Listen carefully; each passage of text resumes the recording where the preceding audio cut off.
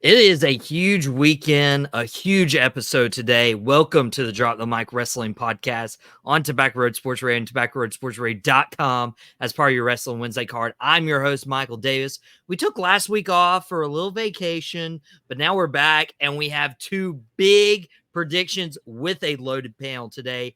Wayne is going to be back as well as my co-host of the Cat Cave, Shannon Smith, a little later on this episode. We're going to break down what happens at AEW Double or Nothing. But right now, we're going to welcome in one of my other co-hosts from the Cat Cave and the host of Tapouts and Touchdowns, a football and wrestling podcast, Bully Ryan Frick, as well as for the first time ever from four sides of the ring, Nitram here on the show. Don't drop the mic, guys. Let's get started. We have WWE's King and Queen of the Ring this weekend in Saudi Arabia. Again, we'll be talking about AEW's Double or Nothing a little later on the show. But one of the big matches for this is not a title for title match. That was made very clear when Logan Paul ripped up the contract last week on SmackDown, said, I never agreed to this. Cody didn't earn a shot at my title, so I'm not putting the United States Championship on the line, despite the confusion that was happening. I talked about this with Mike from Mouthing Off with Mike and Desmond Johnson yesterday on Now Pocket with Michael Davis on Tobacco Road Sports Radio's YouTube channel. You can go back and listen to that, as well as some football talk with wide receivers. But guys, it looked like they had booked themselves into a corner, and then they kind of got out of the corner a little bit. I want to ask you guys if you think this was the right way to go about setting up this match. Nitram, it's your first time on the show, so I'll give the question to you first. So I'm going to go ahead and say, I don't think they booked themselves in a corner. I think we booked them into a corner because realistically, the GM, when they announced the thing, he said, this is your contender. It was never we're going to go ahead and do this big title swap match or unification. He just said, this is your contender. Logan Paul is 100% justified in being like, yo, I read this contract. This is not what I agreed to. I do think it makes the prediction of who wins very obvious in that matter. But I think in the fact is Logan Paul is 100% justified in his decision of being like, nah, this is not what we agreed to, guys. Professional at its best. And maybe this makes Logan Paul even a bitter heel because he's like, I'm not putting my title on the line. Ryan, you cringe a little bit at that. Why is that? Listen, I agree with everything that Ram said. Like they didn't book themselves in the corner. The IWC booked them into a corner, right? I never expected this to be a title for title match. I never expected this match to happen in general. Like of all the people that are on the roster, we're going to let Logan Paul go to Saudi Arabia and compete for the WWE Championship. You know, listen, yes, Logan Paul is athletic. He's a decent heel. He knows how to get the fans to boo him a little harder. But it's to me, it's not that like we don't like you heat. It's the go home heat because he still hasn't been accepted as a professional wrestler the same way that his brother isn't ever going to be accepted as a boxer. It's my frustration with the idea with the entire concept is the fact that Logan Paul, not only should he not be in this spot in Saudi Arabia, but he shouldn't be holding the U.S. Championship to have this sort of conversation in the first place. I don't think he should have taken it from WrestleMania. And at this point, I'm ready to see somebody take it off of him because I'm so sick of seeing the prime cart next to the announce table on Raw and on SmackDown. I don't want to see his logo in the middle of the ring. It's a slap in the face to traditional pro wrestling. And listen, I'm all for progressing in this new era of wrestling, but they should have left that well enough alone. I don't know what else to add. It's like Nitram said, it's a pretty predictable finish here. We know what's going to happen because I can guarantee you that if Cody Rhodes spent 2.5 years finishing his story only to lose it 2 months later to Logan Paul of all people, I think that would be the time that I turn off my TV for a while, to be completely honest. Honestly, that would feel like a Vince McMahon kind of booking right there to get all the way here to be like, Why not? More power to you for saying his name, because his name doesn't get uttered in my house anymore. Oh yeah, that's right. If you watch Tapouts and Touchdowns, you know the secret, code name if he ever has to be brought up into conversation. And I'll be honest, like anyone who's listened to Drop the Mic, anyone who's listened to my guest appearance, whether it's been on Four Sides of the Ring, Tapouts and Touchdowns, Mouth Off of the Mic, I don't like Logan Paul, but I'm starting to respect the person behind Logan Paul because of stuff I'm hearing from, people behind the scenes, Cameron Grimes, Trevor Lee helped Logan Paul get to the spot. And when Cameron Grimes got let go, who reached out to Trevor Lee? It was Logan Paul. Logan Paul was one of the first people to reach out to Trevor and say, hey, man, I hate this. I'm so sorry. So that shows a little more respect because I have a lot of respect for Trevor Lee, and he's going to be doing incredible stuff here in the Carolinas. So we'll be covering that. Again, this is a super predictable match. That's kind of why we got it out of the way to begin with. But either way, I'm expecting a good match. Any Logan Paul match, like, he hasn't shown up and is like, yeah, I don't care. Like he's actually putting some effort into it. Ryan doesn't agree at all. He's not. I mean, listen, he's not David Flair or Steve Mongo McMichael. He's not the worst United States champion in history, but he doesn't deserve to be in this spot, man. It's like giving Vince Russo the WCW World Title. It's like giving Vince McMahon. Letting Vince McMahon win the Royal Rumble. This just doesn't feel right. It doesn't feel natural. There are too many talented wrestlers who have trained their entire lives to be in the spot that Logan Paul is. And just because Logan Paul and his idiot brother were able to build a rapport and build a fan base on YouTube, going into Suicide Forest and making jokes, dancing to Taylor Swift, and then bulking up, I'll say it. If nobody's wondering if Jake Paul is on steroids right now, then I don't know what you're looking at, because he's bulked up out of nowhere, and now he's trying to consider this fight with Mike Tyson a legitimate fight. Get out of here. Both of them can get lost from my TV, my YouTube, everything. I know they're influencers, and I know people are fans, but they have no business being on my TV. Boy, right at this point, all he's going to be able to watch is his reruns on Drop the Mic or the Cat Cave or Out of Pocket, because he's canceling everything right now. Nitram, you look like you have some final thoughts on this. First of all, I'm gonna go on record and say I'm a fan of Logan Paul. Since day one, I think what it is about Logan Paul is there's a lot of celebrities who come into wrestling, and a lot of them look really, really bad. I mean, let's be honest, they have really bad matches with, like he said, time that they should not have because there's other wrestlers who deserve it. We had Snooki at WrestleMania. We've had Mickey Rourke do stuff. I mean, we had some pretty bad celebrity matches besides Johnny like the three I kicked off. I enjoyed that match. The Jackass match was funny, though. Come on. I enjoyed that match. Good.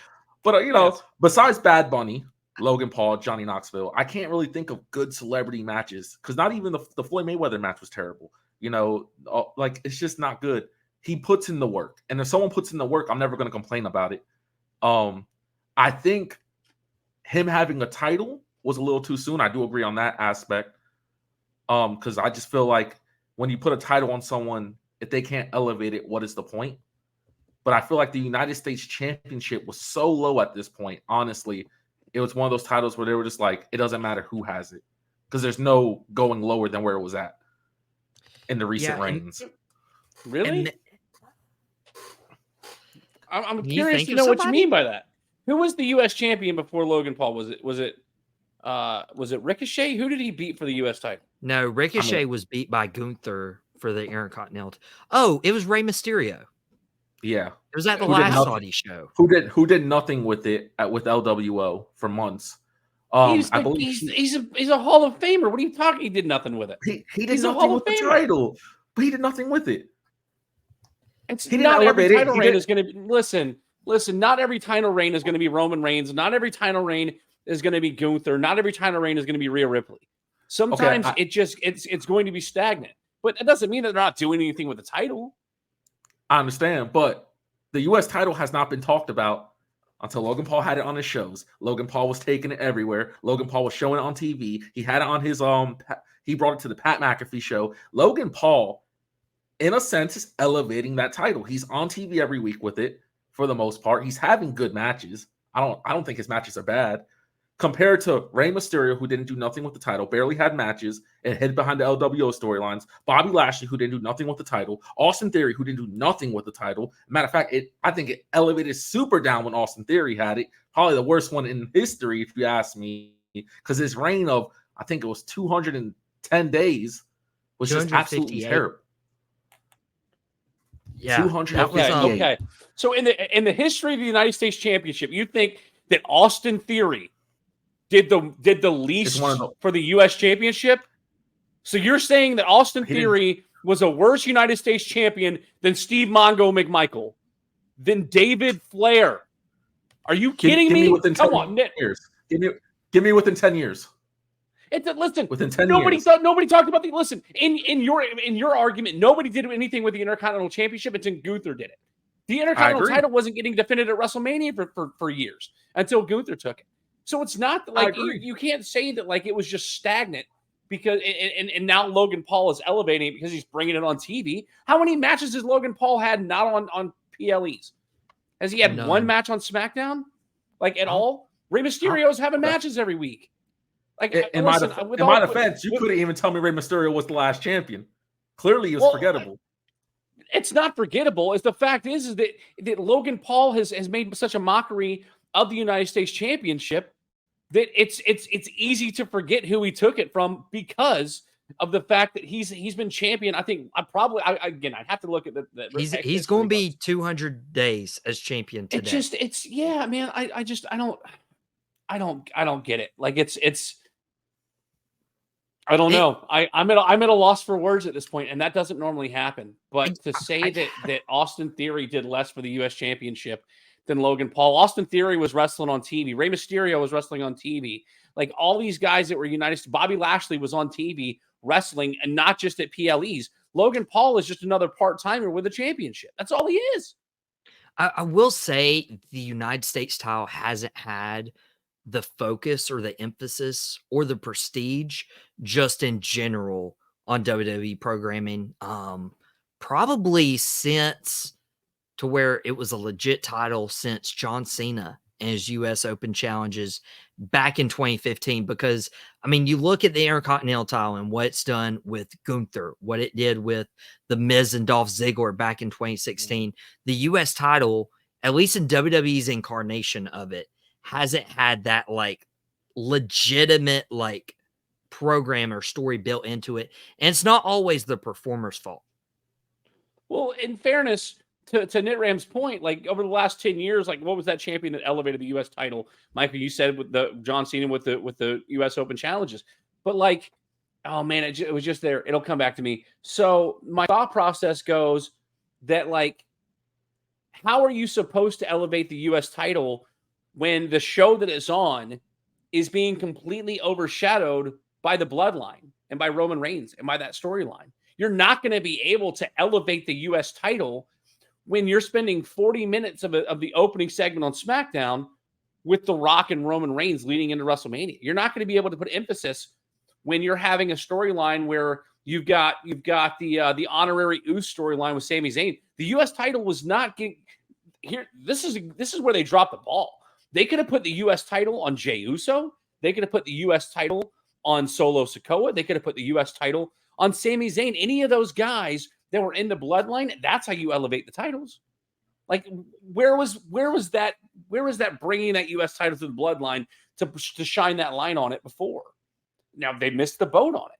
But, like, sure, they dropped the ball, but that doesn't mean the fact that all of a sudden Logan's taking it and running with it just because he's the current champion. Like, he's got a couple of, I mean, he's what did he beat? LA Knight? Like, I mean, who's he beating? Who's he beating? And he's going to lose to Cody on Saturday. He will lose. Guess what? How is he elevating the U.S. title when he's losing a match in Saudi Arabia? How is that elevating? It's in the main event. It's in the main event. No, Logan Paul's in the main event. The U.S. title isn't in the main event. Logan Paul is in the main event, and he's going to lose. So again, what good are you doing having your champion lose in the main event, but not lose the title? Come on. I'm sorry. Man, I'm Ryan, getting heated about it. Ryan, I'm trying to give Michael some good real material here. well, But I miss doing the cat cave. We'll be back once football season wraps up. And usually it's me getting him riled up, but now it's Logan Paul. The U.S. title is not getting defended this weekend in Saudi. The Intercontinental title is getting defended. There's only 4 matches announced right now for, or 4 more matches. We've already covered one of them. We got Sami Zayn defend his title against Chad Gable and Bronson Reed. Desmond Johnson was on Out of Pocket and was like, there's not really any title changes that happen in Saudi Arabia usually, aside from, the rare like Goldberg beating the Fiend, or, I'm sure Goldberg actually won both Universal titles in Saudi Arabia. we just talked about Logan Paul winning the U.S. title from Mysterio in Saudi. Anyway, continue. Yeah, I apologize. That's a Des thing right there. Here's my thing. I think this is one of the 2 titles that do change hands, and I think Bronson Reed gets the Intercontinental Championship as the wild card. There's so much focus on Chad Gable right now with the Alpha Academy. I don't think Sammy needs the Intercontinental title.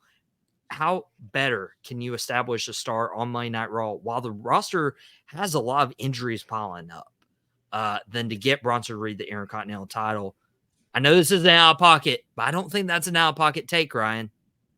Listen, I would love to see Bronson Reed get the Intercontinental Championship. I have been on record many times to say that Bronson Reed is the perfect blend of Vader, Yokozuna, and Bam Bam Bigelow. This is the biggest big man out there right now.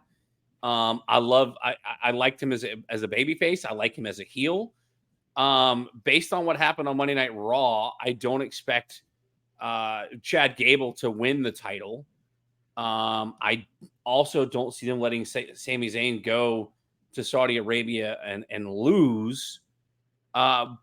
But I think Sammy wins, but I would love to see Bronson Reed get the title. I'm a huge Bronson Reed guy. So it might not be out of pocket. I don't think it's necessarily the most ideal predictable thing that you could say for this match. Yeah. It would be a Ram, how shock. you see this going down? This is another one where I think, so when I think of these Saudi shows, I think it's a glorified house show as it is, because the Saudi want a certain type of show. And I've noticed that in the last couple ones, they treat Sami Zayn, his entrance and everything. I mean, the love that they have for him, I can't see him losing to Saudi Arabia. I just can't see it. Like, I don't think they would do that to him, because that's like the only person the crowd really pops for out there. Because the Saudi crowd is not the best, in my opinion. But for certain wrestlers, they go really hard on, and Sami Zayn is one of those wrestlers. So I can't see it. If it happens, I'll be like instant shock. Make wrestling less predictable, as we like to say. So I just couldn't see it happen. Sami Zayn is just too over in Saudi Arabia for him to drop the title. It would be interesting. I know it's a wild card pick, but dude, I got this gut feeling that Bronson Reed just capitalized. It feels like he's an afterthought, almost like Drew McIntyre was in the World Heavyweight title match against Seth Rollins, because Rollins was focused on the bloodline, everything, and Drew just swept in and took the title because he was the one focused. I said I believe this is one of 2 title changes this weekend. I feel like the Liv Morgan revenge tour continues, and she actually dethrones Becky Lynch for the title. Here's why I say this. Becky Lynch is only champion because Rhea Ripley got injured. I feel like that's easy to say. She won it on the Battle Royal. We were gearing towards a Liv Morgan, Rhea Ripley showdown. Well, how do you get there? You don't want to have Liv Morgan win it in a Battle Royal, because that doesn't really credibilize her as a champion. So you put it on your biggest name on Monday Night Raw, Becky Lynch, and then you have her wrestle Liv Morgan so Liv can actually pin Becky Lynch and have a reason to defend the title against Rhea Ripley. Ryan, again, this could very well happen. I think you made up a word, incredibilize, but no. In fairness, I don't think it's going to happen. Listen. Everything you said makes sense, but I don't think Liv Morgan needs to win the title here. I mean, I think we're eventually headed for a showdown with her and Rhea, but Rhea's not going to be here for a while. And so you're not going to let Liv carry this title long term because there's too many women who are bigger and stronger and faster. And with all due respect, I'm a huge Liv Morgan fan. I love how she came up and how she developed after, when she did win the title from Ronda Rousey, for that matter. So I think we're looking at another Money in the Bank win for Liv Morgan. I don't think we get a title change here. I don't know who takes the title off of Becky if it's not Liv after she wins Money in the Bank. And I know we were looking at a Becky Lynch vacation here, but I don't see Liv being the one to dethrone Becky. I don't know who does, but I don't see it being Liv. At least not now. You're the tiebreaker right here. How do you see this one going down? So I see this match going obviously one or two ways. The way I would like to see it go down would be Liv winning the title with help from what everyone expects is the Judgment Day. They've been showing hints. She was having the purple bandana with her. I think they need to fill in that void without Damian Priest knowing. I think he'd be the only one opposed to it, but I think they're going to go in somewhat direction. If not, I think it's Becky for spoiler reasons. I think Lyra's winning. So I think they're going to rerun that NXT feud because they're really big now on running people's history. And I think she's a star, but I think Becky wants that vacation. She was originally supposed to get it. I think this is all this was all thrown at her last second. So I think this might be Liv's opportunity. Yeah. Real quick, we've got Steiner math, and now we've got Nitram math. It's a one-on-one match. It's going to go one of two ways. I love it. It's going to go one or two. It's a 50-50 chance. Listen, when it's one-on-one, you got a 50% chance of winning. But you're not me, so I have a 2/3 chance of winning, and you only have 1/3. When you throw in the Judgment Day, that gives you an extra 33rd and third chance of winning. Now your chances go down. Guys, this is too much fun. Oh my goodness. I love Welcome to comedian Bully Rye now. This is my life now. Yeah, if you guys trying to get laughs at this point. If you guys haven't checked him out on Instagram, he has his Insta handle there. He does comedy now. He made his debut. What was it, last week? A week ago. Yeah, it was fun. It was a good time. Yeah. So yeah, if you're in the South Carolina area, Greenville area, go support our guy Bully Rye. Nitram said Lyra Valkyria wins Queen of the Ring. It's between her and whoever wins Friday's qualifier or semifinal match between Nia Jax and Bianca Belair. Nitram's got Lyra. Bully Rye, who you got? Yeah, I'm going with Lyra as well. I mean, first of all, I don't think for whatever reason, I don't think Bianca wins on Friday. She's already a women's tag team champion. I mean, listen, she is the draw of those two. But what better way to let Nia somehow get a dirty win over Bianca and then take that loss to the brand newcomer in Lyra? It just, everything points to the fact that Lyra is going to get the win. And I mean, who knows? Like, we haven't got to the King of the Ring yet, but Zelina Vega didn't really do much with her Queen of the Ring. So I'm curious to see. Maybe Lyra's the one that takes Queen of the Ring, and she's the one to dethrone Becky Lynch is your Queen of the Ring women's champion. Like, we don't know. But yeah, I'm with Nitram. Lyra wins.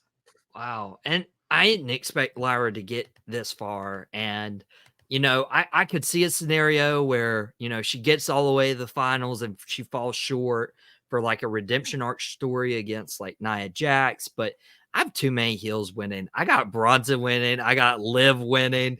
Give me Lyra for a clean sweep here. And Bully Rye mentioned we have the King of the Ring as well, Gunther for the men's on the Raw side. And then he's either wrestling Tama Tonga from the Bloodline or Randy Orton. And I called this matchup weeks ago. I had Mike from Mouth Off with the Mic on Drop the Mic, and I told him Randy Orton is going to be in these finals. And he didn't agree with me. Now look what aged well.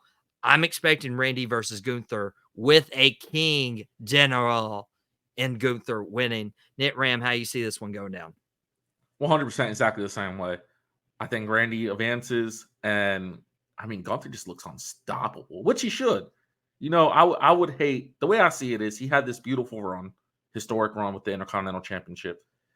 And you don't want to put him in this situation to where like, oh, he's a loser now or he's a nobody. He wins King of the Ring. He's right back making history. He's a history maker, you know? So I got him to win the whole thing. Right. How do you see this one going down? I mean, the simple answer is Gunther. I don't care if it's Tama Tonga or Randy Orton. Gunther wins it. My problem, and I know we're running late here, but I've got a gripe here. And my gripe is the fact that of the last, I don't know, handful of Kings of the Ring, whatever the plural of King of the Ring is, nobody's really done anything with their reign as king outside of Booker T. King Booker was the last real King of the Ring that did anything with that from a championship standpoint. If you recall in the 90s, the King of the Ring winner of the King of the Ring tournament was guaranteed a world title match and a pay-per-view at a later date, whether it was SummerSlam or Survivor Series. They were guaranteed a title match. There are no stakes involved outside of title of King of the Ring. What did Xavier Woods do outside of winning King of the Ring? The other 2/3 of New Day won a world title. What did Xavier Woods didn't even win a mid-card title. And I love Xavier Woods. I'm a huge fan. But WWE in its past 10 to 20 years have not done anything with King of the Ring. It's kind of like the winner of the Andre the Giant Memorial Battle Royal. At some point, this guy is going to fade into obscurity, and it's not going to matter that they won King of the Ring.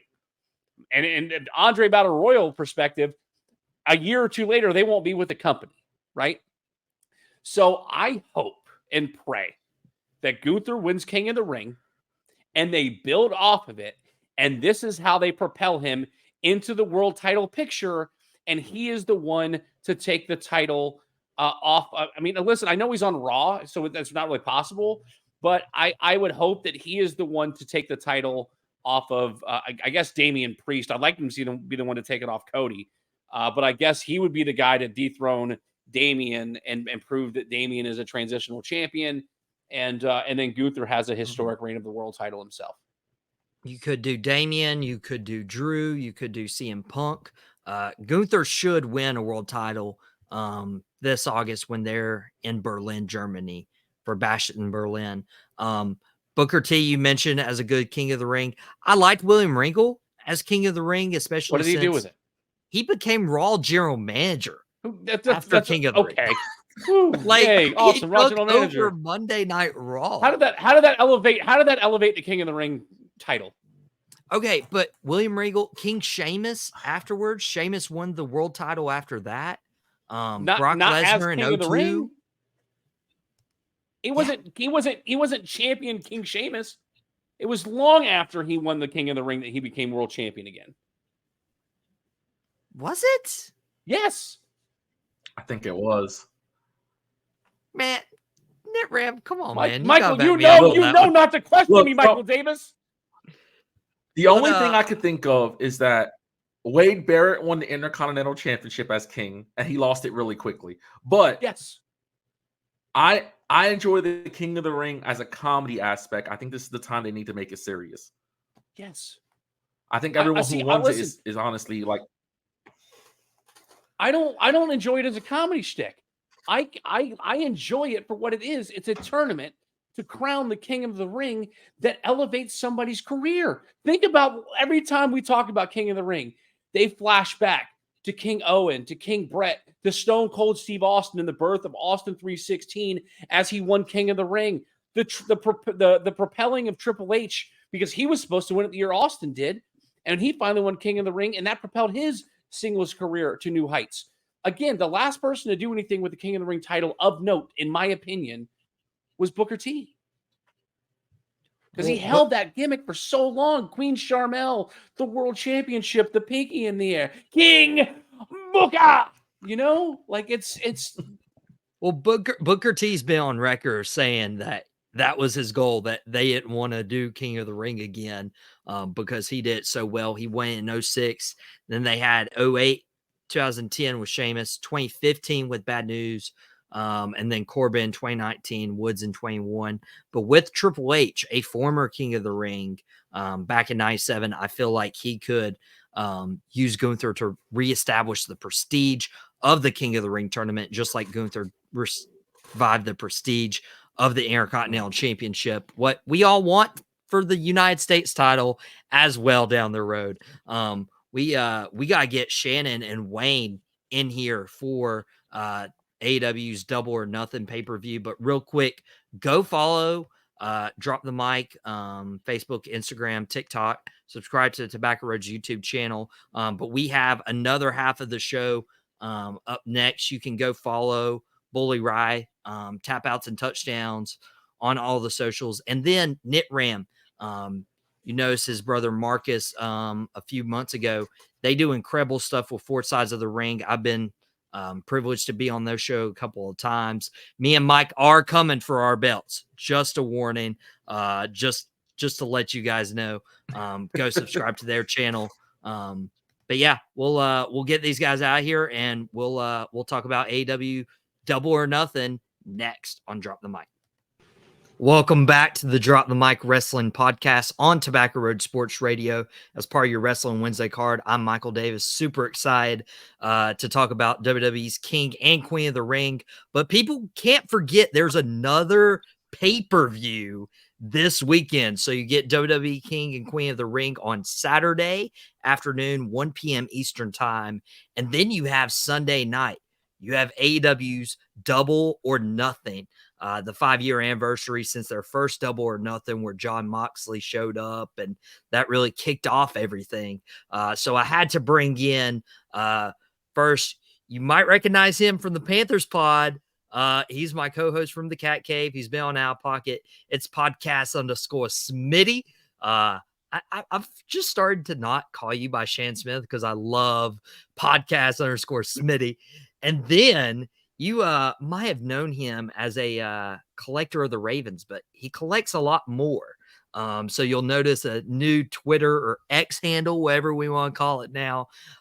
We got Wayne back in on the show. I got to meet Wayne at AEW's pay-per-view back in March with Revolution and Sting's last match. And after conversing, like, I've met you guys in such random ways, like Wayne and standing in line, and then I overhear Shannon talking about JJ Reddick over at a local restaurant, and I'm like, man, I thought Shannon was a Duke fan. I should have like rescinded that invitation when I could. Guys, we got a big card to run down. AEW's Double or Nothing pay-per-view. And one thing that's caught the airwaves recently in AEW is what they're doing with the Young Bucks since they lost to Sting in his final match. The Young Bucks attack Tony Khan. They've aligned with Kazuchika Okada. They brought back Jack Perry at the last pay-per-view, AEW Dynasty, that cost FTR the tag titles. So we're going to have the Elite, Okada, Perry, Matthew, and Nicholas Jackson versus Team AEW, Bryan Danielson, FTR. And it was Eddie Kingston, but Eddie Kingston had a legitimate injury. He tore his ACL, and he's been replaced by a guy who I thought got hit by a bus in real life, Darby Allin. So we got a huge card. Wayne, are you super excited for this show, like myself? And how do you see Anarchy in the Arena going down? I'm pumped. I mean, AEW does pay-per-views right. I mean, there's rarely or am I disappointed by AEW pay-per-view? I got the Elite taking it. I think the momentum right now is it's fun. I mean, it keeps you tuning in week after week to see what's going on with the Elite and what the chaos is they're spreading and whatnot. And I wouldn't be surprised if we see some more surprises coming in to join the Elite. And I think they're kind of going the NWO route with it. So we'll see what comes of it. But I think the Elite, you got to keep it up, man. Matthew Jackson, and I mean, they're doing great. I was not a fan of the Young Bucks originally, and them as heels, it's fantastic. I love it. Dude, okay, before I get Shannon's opinion, you reference maybe new people join the Elite. Absolutely. Is there anybody on your mind that could pop up this weekend? I think we might. I'm gonna take a I'm gonna take a gamble here, and it's maybe unconventional pick, but Claudio. I think Claudio turns on Danielson and goes to the elite. If you noticed not too long ago when Claudio had that when Danielson had that segment on Collision, Claudio was in the ring with him. You see Claudio walk off, and you see him just kind of shaking his head. I told my wife right then and there, I think there's going to be a shock. It has to be a shock, man. I think Claudio is going to be a member of the elite. Wow, that would be quite the swerve. No pun intended. We'll talk about that main event also in the show. Really, whoa, Claudio joining.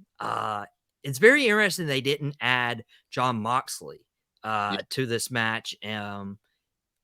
Instead of Moxley, not defending his title in a singles match. We'll talk about that here in a second. Shannon, Anarchy in the Arena. Could you see Claudio showing up, or who do you have win this match? Okay, first of all, I want to apologize to AEW talking about their lack of storytelling, and it's been dry since after WrestleMania.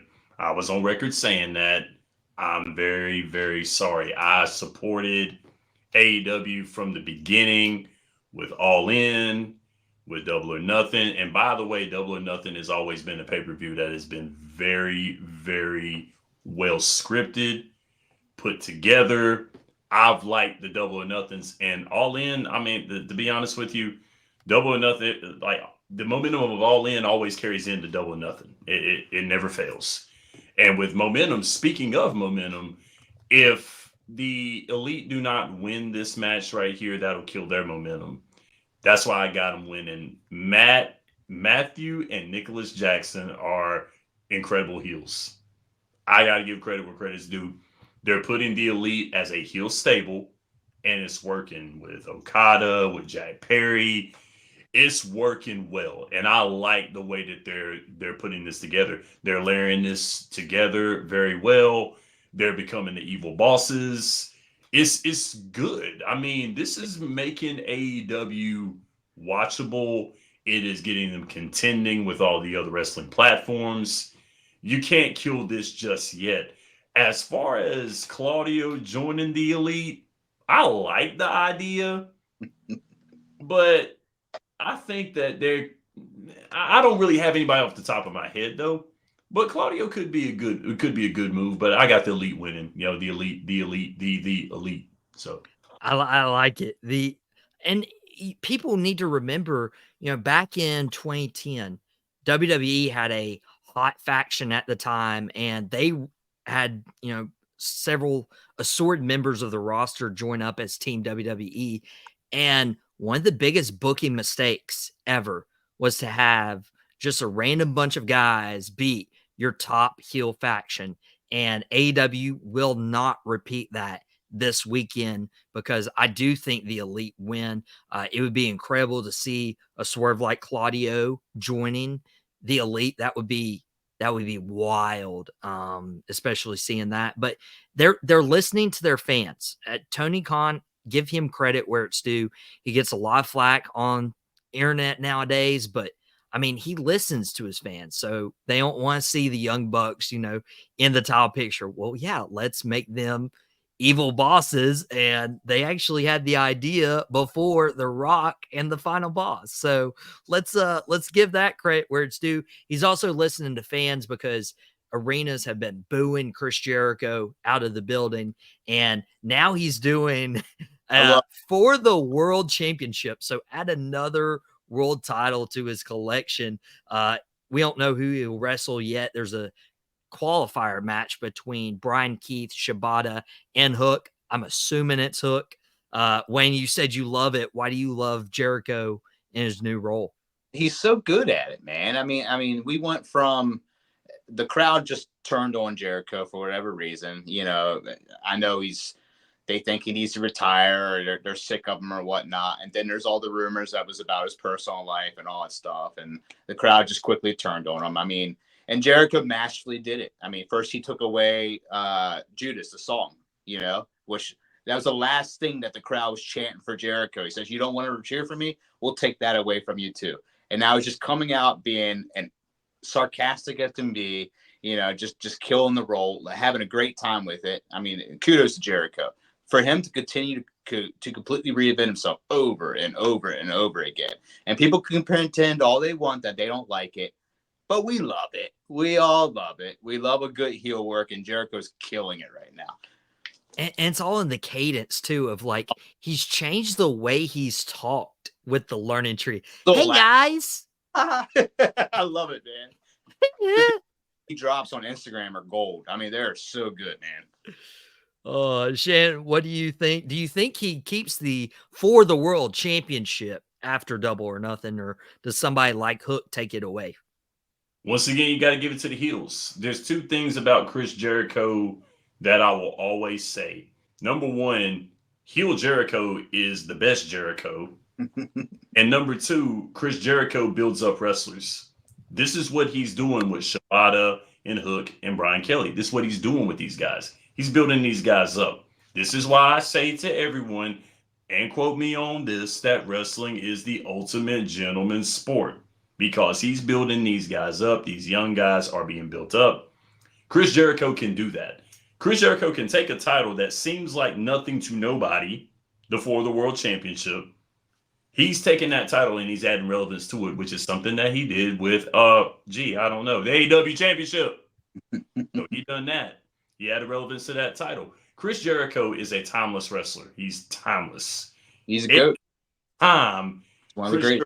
Something, whether he was young, whether he's gotten older, Chris Jericho has been a wrestler that has stood the test of time. He's like a Ric Flair he's like a modern day Ric Flair is what he is. He's stood the test of time through wrestling. Chris Jericho is going to be around for a while. He's going to have his fingerprint on the sport of wrestling no matter where he's at. It's going to happen because there are people that are lining up to work with Chris Jericho. Let's just be real about it. And he's had some of the best work with him.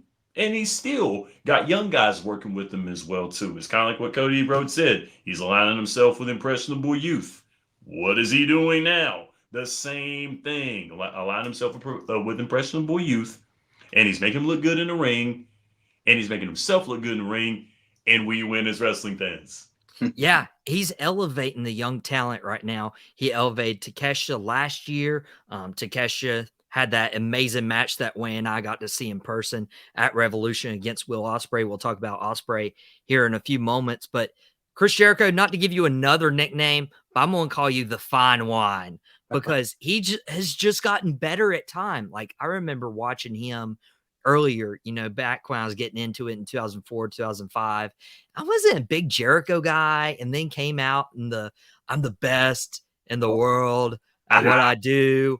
And I was like, but then like he started reinventing himself when he got older, and he got the list. He got a clipboard over, guys. He got a clipboard. Then he comes to AEW with the Inner Circle, first time leading a group. And then it turns in Jericho Appreciation Society, where it's like, hey, appreciate me because I'm great and you guys aren't. And it worked. And now he's the learning tree. So incredible stuff. Now, Tony Khan, I know you listen to the fans because of what you've done with the Elite and Chris Jericho. So listen to me here. Okay. Why do we have a pay-per-view and you have a champion wrestling in a singles match and not for his title? Jon Moxley is the current IWGP heavyweight champion. He's wrestling Konosuke Takeshita, and you're not having him defend his title? That doesn't make sense to me. Wayne, it's not their belt. That I got to go with Wayne on that one, man. It's not their belt. I get it. I mean, forbidden door, maybe. But I don't like it either. I get it. I mean, I understand. I mean, I would love to argue with you, MD. I would. This is your show, and I'm not going to take it from you. I'd love to argue with you, but it's not their title, and I think that AEW has got to chill. They do. I think y'all are the ones who need to chill. Because how do you have it? It's not okay. They're backing this card up already. I mean, look, all right, now stop getting greedy. Now, this is the thing right here. This is where you have to push away from the table, sir. This is where you have to push away from the table. Let's not get greedy here. AEW, we already said And Wayne put it wonderfully. AEW knows how to do pay-per-views. Now, look, I'm a fan. I'm a fan of good food, but if you add too much dang sauce, you take away from the food. So let's not add too much sauce here, okay? Let's let it cook. Let's let it cook. I'll be honest, I'm not a fan of qualifying matches. I think it's silly because the way I look at it, if you beat the champ in a qualifying match, you've already beat the champ. You should have the title. Yeah. Concept qualifying matches are goofy. I'm not a fan of them. I wish they'd do away with them in general. I totally agree with Wayne. Wayne saved himself a little bit right there. Kudos to him. And yeah, Shannon, they do put on great pay-per-views. AEW Revolution is one of the best live shows, if not the best live show I've ever seen in my life. And I've been to quite a few live shows. Shannon and I are going to be commentating one here this summer with Squared Circle Champions. They just announced their show a couple days ago for June. It's going to be incredible, or actually July, I believe. Yeah, it's going to be in July. Those four-letter J words always get to me. But one of the things I walked away from with AEW Revolution was like, I didn't see the one guy I wanted to see. Yeah, we all wanted to see Sting, but we didn't get to see Adam Copeland, formerly known as Edge. And he lives not too far from Greensboro. It's not a far drive. He had a program with Christian Cage, and they decided to like stick Christian against Ricky Starks for no reason. It just didn't make sense to me. But now we do get Adam Copeland defend his TNT championship against House of Black's Malachi Black. If people watch WWE, he was formerly known as Aleister Black, but it's going to be inside a barbed wire steel cage. I believe that is the first for Adam Copeland in his career. This is going to be insane, but everybody's been complaining about how many, or honestly, how little Malachi Black's wrestled in singles one-on-one matches. But now is his opportunity on pay-per-view against a legend like Adam Copeland for a championship. Is this finally Malachi Black's moment? Wayne, do you think so? I don't think so. So we got the Elite winning, in my opinion. I think Chris Jericho retains.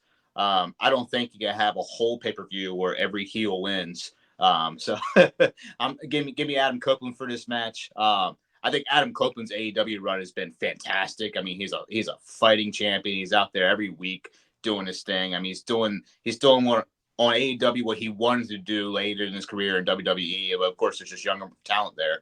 But Copeland's been killing it. I think it's going to be a hell of a match. It's going to be a blast. I think it's what I'm looking forward to the most. Like you said, I wanted to see Copeland at Revolution. We didn't get to. I was bummed about that. Hoping I get a chance later this year to see him, but we'll see. That'd be awesome. If you do, take me with you. Shannon, how you see this one turn out? I like the work that Malachi Black is doing as a heel. House of Black is really, really good. But once again, like Wayne said, Adam Copeland's AEW run has been impressive. It has been really, really good. Once again, Adam Copeland, like Chris Jericho, is getting these young guys exposure. He's getting them good matches. He's giving them good moments. Once again, this is an Edge match. This is an Edge catered match right here with how this match is being set up. Edge is one of those guys that, I love Edge to death, but man, how much more punishment can the human body take? Edge been getting hit with everything. I mean, so I like what Edge is doing. I really enjoy seeing Edge in the ring. I don't know how much longer I'm going to see Edge in the ring. I hope a little more. I really do, but I don't see Malachi Black. Sorry about that.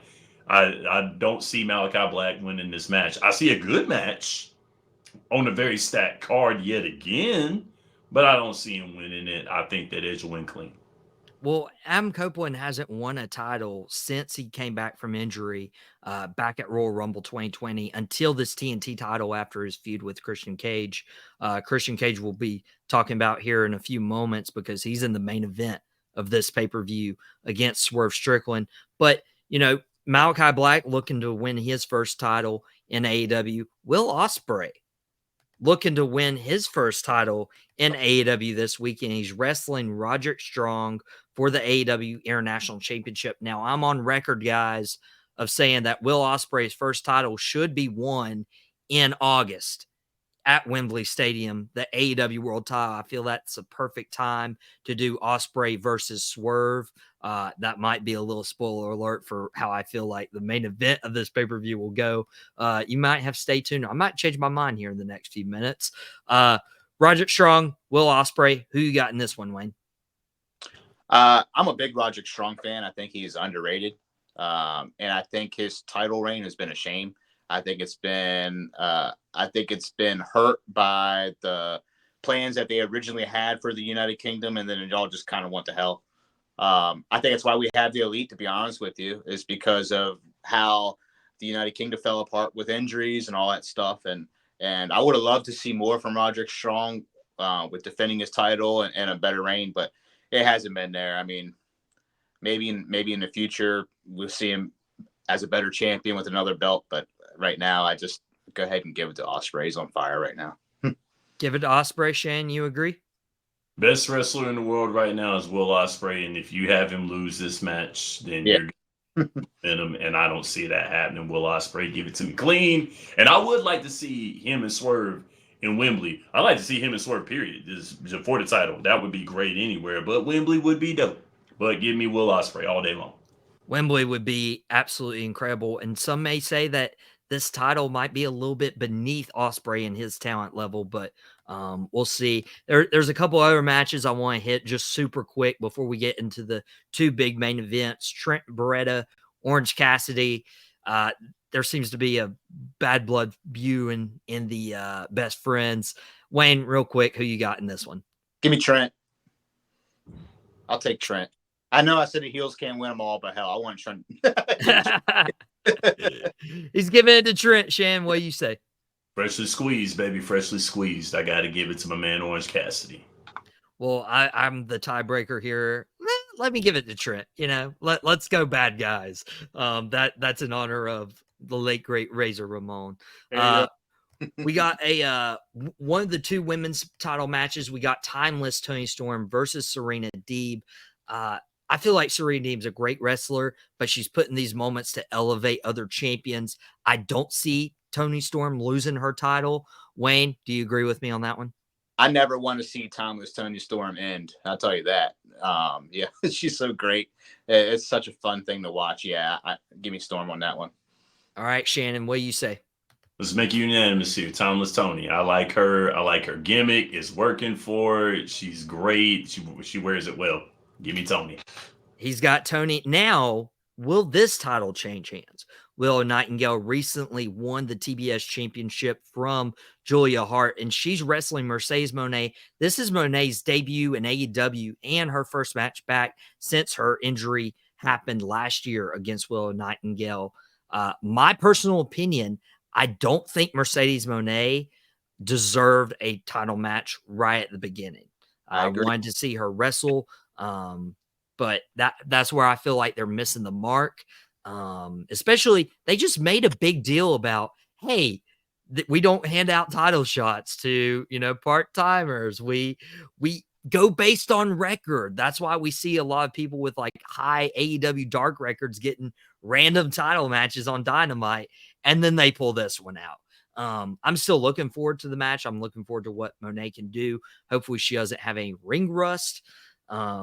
Wayne, what were your thoughts? You said you agreed on Mercedes not being inserted in the title picture right away.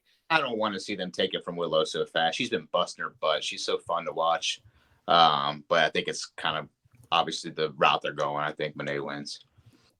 He thinks Moné wins her debut. Shannon, honestly, I feel like they've put themselves in a corner because, like, Moné wins the title on her debut, or do you have her lose her day? Like, it's tough. I'm holding on to hope that they don't botch this, so I'm going to go with Willow. I love Willow Knight. She's so cute. Good Lord have mercy. She's cute as butt, but she's good. That's one of the things about her in the ring. She's good, so she's earned what she's earned. And I think it is messed up, giving somebody who's making a debut on a pay-per-view. I get it. I know she was famous in WWE. She did well in WWE. I get it. But I think that this was where they painted herself in the corner. But I'm still holding out hope for Willow.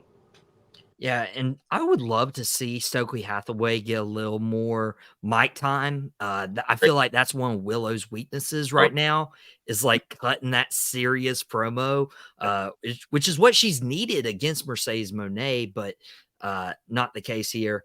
And of course, we got the main event. I told you guys, we got Swerve Strickland, who should have won the title when Wayne and I were in attendance. I'll, digress on that. I've ranted too much.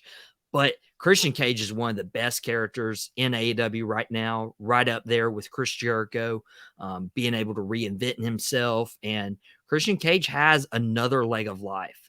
He wasn't supposed to wrestle again.